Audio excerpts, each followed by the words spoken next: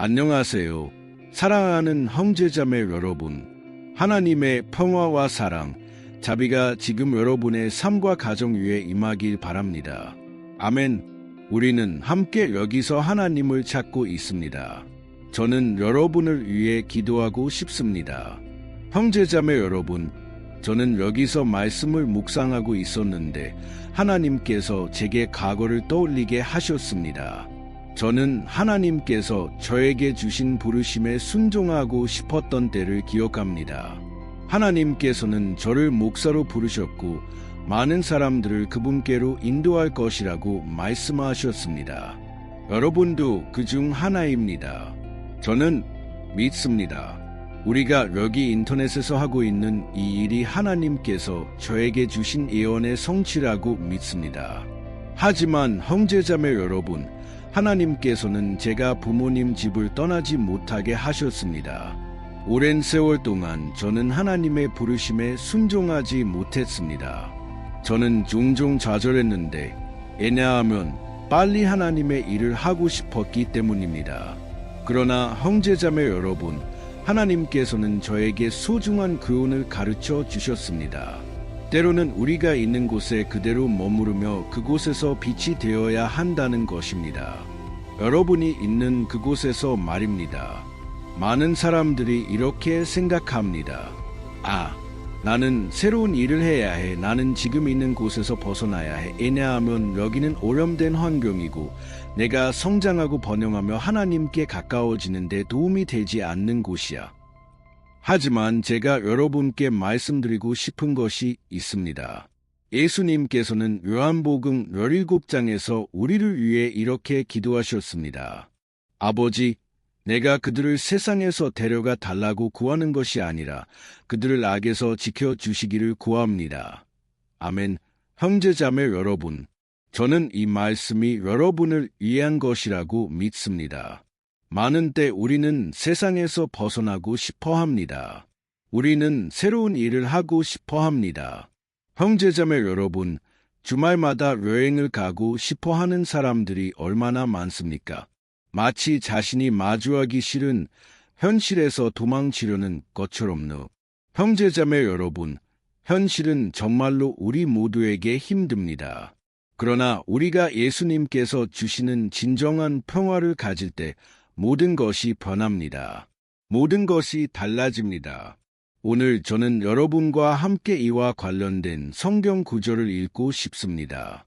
하나님께서는 우리와 다르게 생각하십니다. 저는 자세한 내용을 말하지 않을 건데, 왜냐하면 여러분이 이 메시지를 듣고 깊이 감동받기를 바라기 때문입니다. 이 메시지는 여러분이 하나님께 구해온 여러 답변을 가져다 줄 것입니다. 그러니 끝까지 함께 해주세요. 오늘은 축복이 될 것입니다. 아멘. 또한 이 기도들을 공유해 주신 모든 분들께 감사드립니다. 보세요. 저 혼자서는 하나님의 일을 할 수 없습니다. 여러분도 혼자서는 할 수 없습니다. 우리는 함께 연합해야 합니다. 예수님께서도 말씀하셨습니다. 우리가 서로 사랑할 때 우리가 그분의 제자로 알려질 것이라고요. 그래서 형제자매 여러분, 여러분이 기도를 보낼 때 그것은 사랑과 관심의 큰 표현입니다. 다른 사람들을 하나님께로 인도하려는 여러분의 소원입니다. 보세요. 이것은 주님의 마음을 크게 기쁘게 합니다. 저는 의심하지 않습니다. 하나님께서는 여러분의 이런 태도에 기뻐하십니다. 제가 좋아하는 말이 있습니다. 대략 이렇습니다.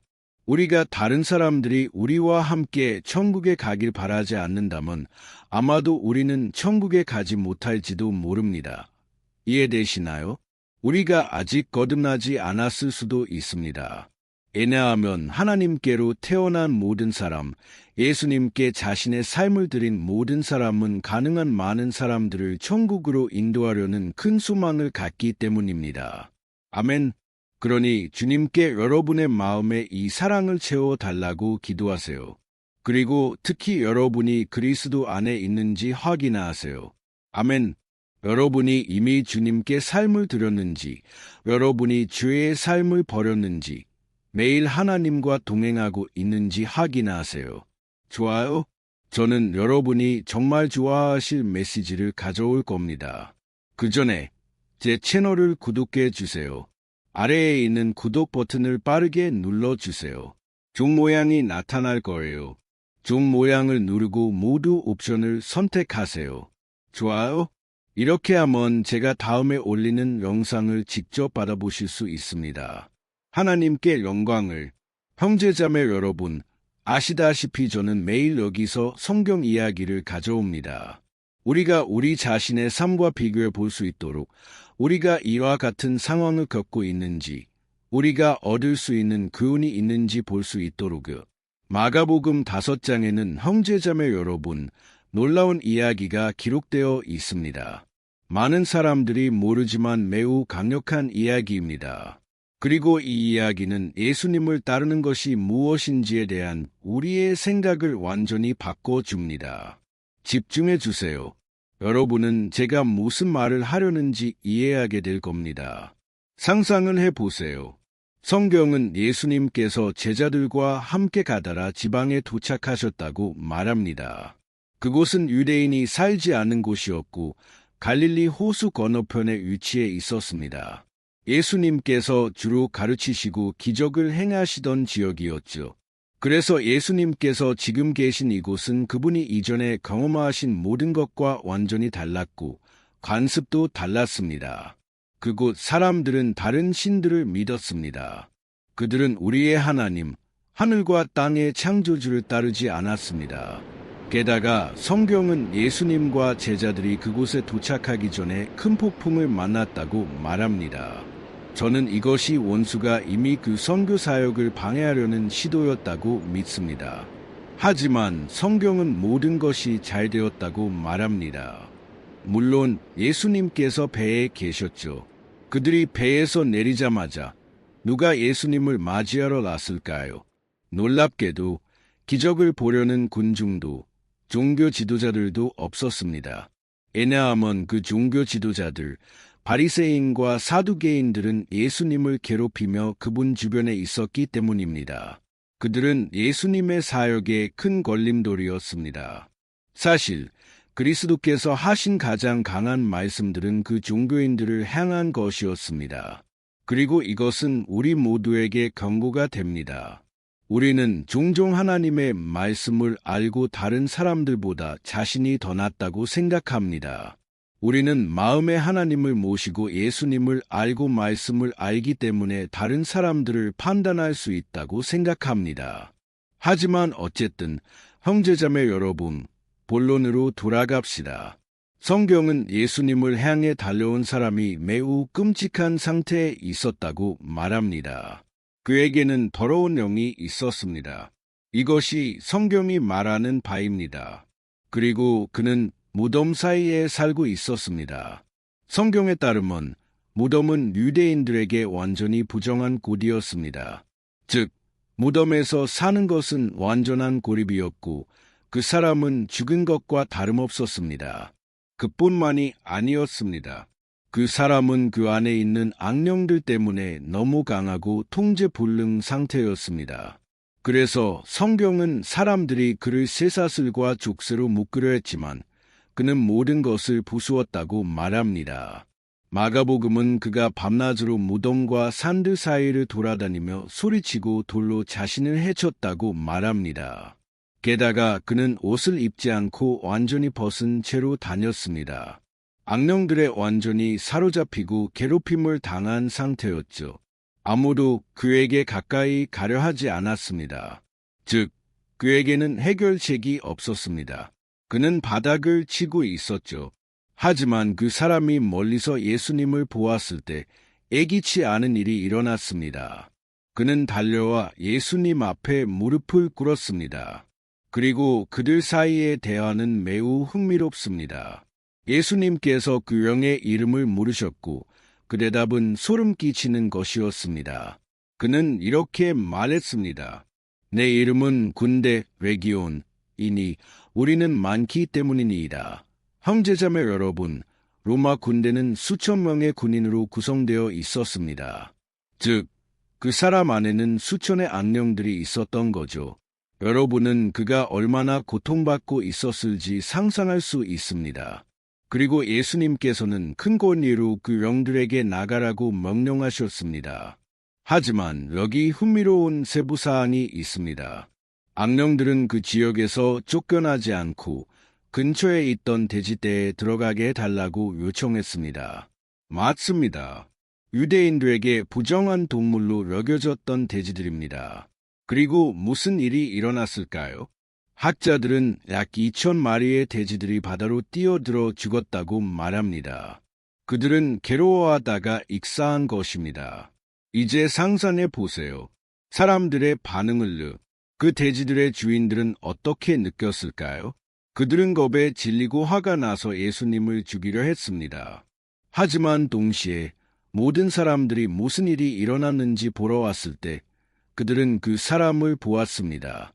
그 모든 삶이 파괴되었던, 모두가 알고 있던 그 사람을 작은 마을에 사는 사람들은 알 겁니다.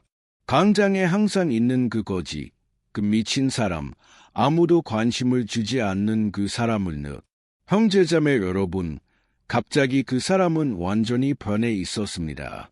그 변화는 너무나 극적이고 눈에 띄어서 사람들이 기뻐하기는커녕 오히려 두려워했습니다. 예수님의 능력에 대한 두려움, 재정적 손실에 대한 두려움, 그 돼지들이 죽었으니까요. 예수님께서 그렇게 하신 것은 아니지만 사람들은 알 수 없는 것에 대해 두려워했습니다. 그리고 그들은 예수님께 그 지역을 떠나 달라고 요청했습니다. 형제자매 여러분, 얼마나 슬픈 일입니까? 저는 여기서 생각해 봅니다. 그들은 유일한 구원의 문, 유일한 자유의 기회, 그들이 변할 수 있는 유일한 기회를 거절하고 있었습니다. 하지만 이야기는 계속됩니다. 그리고 무슨 일이 일어났을까요? 그 해방받은 사람은 즉시 예수님께 자기를 데려가 달라고 요청했습니다. 즉, 그는 감사와 평화로 가득 차 있었습니다. 그리고 그는 논리적이고 정상적인 요청을 했습니다. 저도 그런 요청을 했을 겁니다. 그는 말했습니다. 주님, 나를 데리고 가주세요. 주님께서 가시는 곳에 나도 있기를 원합니다. 하지만 예수님께서는 그에게 이렇게 말씀하셨습니다. 마가복음 5장 19절에 이렇게 쓰여 있습니다. 예수께서는 허락하지 아니하시고 이르시되 내 집과 내 친척들에게 돌아가서 주께서 내게 어떻게 큰 일을 행하사 너를 불쌍히 여기셨는가를 말하라 하시니 할렐루야. 형제자매 여러분, 예수님께서는 이렇게 말씀하셨습니다. 보라, 나는 너를 데리고 가지 않겠다. 너는 베드로, 야고보, 요한과 다른 제자들과 같지 않을 것이다. 내가 너에게 주는 것은 특별한 사명이다. 내 집으로 돌아가라. 내 가족에게 돌아가서 하나님께서 내게 행하신 큰 일과 그분이 어떻게 자비를 베셨는지를 말하라. 아멘. 하지만 여기서 질문이 생깁니다. 예수님께서는 그에게 베드로, 야고보, 요한과 다른 제자들에게 하신 것과 같은 일을 하지 않으셨을까요? 형제자매 여러분, 예수님께서는 실제로 그 사람이 바로 그 복잡한 사람들 가운데서 그의 증언을 하기를 원하셨습니다. 예수님을 원하지 않던 그 사람들 가운데서요. 형제자매 여러분, 제가 여러분께 말씀드리고 싶은 것이 있습니다. 가장 어려운 것은 가족을 다루는 것입니다. 왜냐하면 가족은 우리가 가장 사랑하고 가장 잘되기를 바라는 사람들이지만 종종 그들은 우리가 가는 길을 가고 싶어 하지 않기 때문입니다. 저는 새 신자였을 때 하나님의 임재를 많이 느꼈습니다. 하나님께서 저를 그분의 영광으로 채우시고 제가 울기 시작할 때 저는 한 번도 느껴보지 못한 평화를 느꼈습니다. 마약이나 이 세상 어떤 것에서도 느끼지 못한 평화였습니다. 그리고 기도 중에 저는 이렇게 말했습니다. 하나님, 우리 집 사람들도 제가 느끼는 것을 느끼게 해주세요. 하나님, 제 사촌들, 삼들, 모든 친척들이 지금 제가 느끼는 이 느낌, 주님의 임재를 느끼길 원합니다. 하지만 형제자매 여러분, 삶은 항상 그렇지 않습니다. 왜냐하면 하나님께서는 친절하시고 사랑이 많으시며 사람들의 자유의지를 존중하시기 때문입니다. 그래서 하나님께서는 누군가를 만질 적절한 때를 아십니다. 그분은 누군가가 더 연약하고 도움이 필요할 때를 아십니다. 불행히도 우리는 사람들이 하나님을 찾지 않는다는 것을 압니다. 사람들은 죄 속에서 눈이 멀어 있습니다. 그들은 이 세상을 즐기고 싶어 합니다. 그들은 자신의 방식대로 살고 싶어 합니다. 그래서 우리는 단순히 계속 기도하고 포기하지 말아야 합니다. 그리고 가능할 때마다 그들에게 전해야 합니다. 하지만 무엇보다도 형제자매 여러분, 우리는 우리의 행동으로 전해야 합니다. 아멘. 우리의 증언은 사람들이 우리의 말을 듣고 싶어 하지 않더라도 우리의 증언이 더 크게 말해야 합니다. 하나님께 영광을. 그리고 흥미로운 점은 그 변화받은 사람은 신학교에 들어갈 필요도, 설교 경험이 있을 필요도, 심지어 성경 공부를 할 필요도 없었습니다. 그의 삶 자체가 가장 큰 설교였습니다. 왜냐하면 모두가 그가 무덤에서 살고 벗은 채로 자신을 해치는 모습을 보았기 때문입니다. 하지만 이제 성경은 그가 옷을 입고 분명하게 말하며 평화로 가득 차 있었다고 말합니다.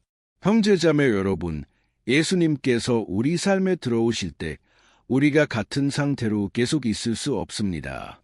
그래서 저는 여러분께 묻고 싶습니다. 여러분의 삶은 정말로 변했습니까? 여러분은 정말로 예수님의 이 능력을 경험했습니까? 아니면 단순히 교회에 다니거나 종교를 바꾸었을 뿐 이것이 여러분의 삶에 영향을 주지 않았습니까? 여기에 여러분을 위한 질문이 있습니다. 가능하다면 댓글에 하나님께서 여러분의 삶에 행하신 일을 써주세요. 하지만 형제자매 여러분, 제가 이 메시지를 녹음하면서 마음에 느낀 것은 많은 사람들이 자신의 현실에서 도망치고 싶어 한다는 것입니다. 많은 사람들이 집을 떠나고 싶어 합니다. 많은 사람들이 계속 여행을 다니며 보기 싫은 것에서 도망치려 합니다. 종종 여러분은 다른 사람들을 보고 이렇게 생각합니다. 다른 가족들은 다 더 구조화되어 있고 더 행복해 보인다. 형제자매 여러분, 아무도 집안의 마음속의 현실을 알지 못합니다. 오직 하나님만이 아십니다. 그래서 형제자매 여러분, 제가 예수님께서 제 삶에 들어오신 이후로 하나님께서 가르쳐 주신 한 가지가 있습니다. 빛은 좋은 것과 나쁜 것을 모두 드러낸다는 것입니다. 여러분이 화장실에 있을 때 불을 켜고 거울을 보면 무엇을 봅니까? 얼굴에 있는 점, 여드름을 봅니다. 구멍이나 여러분이 좋아하지 않는 무엇인가를 봅니다. 하지만 불을 끄면 여러분은 더 나아 보입니다. 하지만 여러분은 단순히 위장하고 있는 것입니다. 그래서 예수님께서 들어오시고 빛이 여러분의 삶에 들어올 때 여러분은 여러분이 좋아하지 않는 것들을 보기 시작합니다. 하지만 이것을 보는 것은 중요합니다. 여러분이 회개하고 삶을 바꾸기로 결심할 수 있도록요. 여러분이 세상에 있을 때는 여러분이 하는 잘못된 것들을 보지 못했고 그런 것들을 부끄러워하지 않았습니다.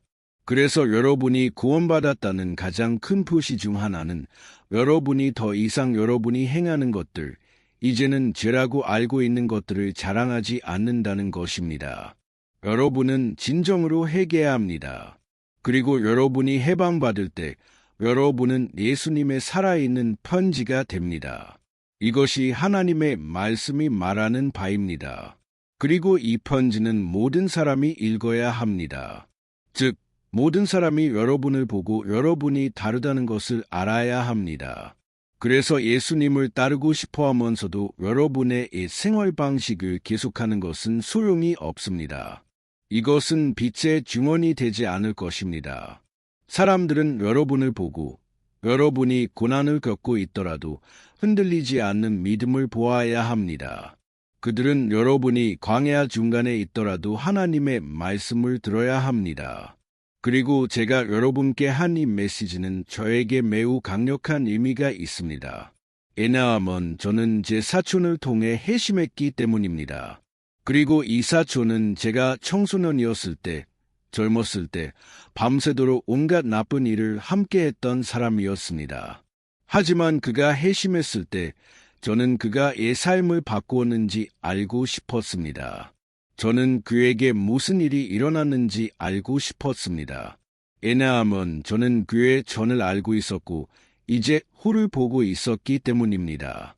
그리고 그것은 저에게 깊은 영향을 주었습니다. 그의 증언은 하나님께서 저를 만나시는 데 사용하신 것이었습니다. 아멘. 그러니 여러분이 있는 곳에서 떠나지 마세요. 성령님께서 여러분에게 방향을 주시지 않는 한 그곳에 머무르세요. 하나님께서 여러분을 사용하실 겁니다. 여러분이 어디에 있든 그분의 빛을 반사하는 사람이 되길 바랍니다. 여러분의 집, 가족, 직장에서요. 이것들은 여러분의 사명에 대한 장애물이 아닙니다.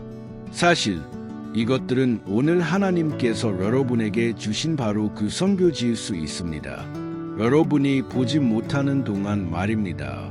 여러분의 사명은 정확히 여러분이 있는 곳에 있을 수 있습니다. 그러니 하나님께서 여러분을 심으신 곳에서 꼭 비우세요. 할렐루야, 형제자매 여러분, 이제 기도합시다. 보세요, 여러분이 이 메시지를 이해하셨기를 바랍니다. 저는 하나님께서 여러분의 마음에 강하게 말씀하셨다고 믿습니다. 그러니 댓글에 오늘 하나님께서 나에게 말씀하셨습니다. 라고 써주세요. 아멘. 이것은 다른 사람들도 이 말씀을 듣도록 격려할 것입니다. 이제 눈을 감으세요. 저는 여러분을 위해 간절히 기도하고 싶습니다. 그리고 저는 하나님께서 이미 시작하신 이 일을 계속하실 것이라고 믿습니다. 여러분이 여기 있다는 사실만으로도 하나님께서 여러분의 삶의 일을 하고 계신다는 분명한 신호입니다. 그러니 눈을 감고 기도합시다. 할렐루야, 주님, 나의 하나님, 나의 아버지, 우리는 감사드립니다. 주님은 선하시고 주님의 자비는 영원히 지속됩니다. 오늘 이 말씀이 우리에게 말씀하셨으니 감사합니다. 이 가르침을 주셔서 감사합니다. 아버지, 저는 이것이 우리를 위한 계시, 주님의 인도하심이라고 믿습니다. 아버지, 우리는 얼마나 자랐습니까? 우리는 우리 가족에 대해 불평하고 그들을 위해 소망이 없다고 생각합니다. 그러나 주님께서 우리를 보시고 우리의 역사를 바꾸셨다면 아버지, 주님께는 불가능한 것이 없습니다. 오 주님, 우리의 이기심, 믿음의 부족, 인내심의 부족을 용서해 주세요. 예수님의 보혈로 우리를 씻어 주시고 우리의 마음과 영혼을 정결하게 해주세요. 우리가 어디를 가든 좋은 증인이 되도록 도와주세요. 우리가 거룩하게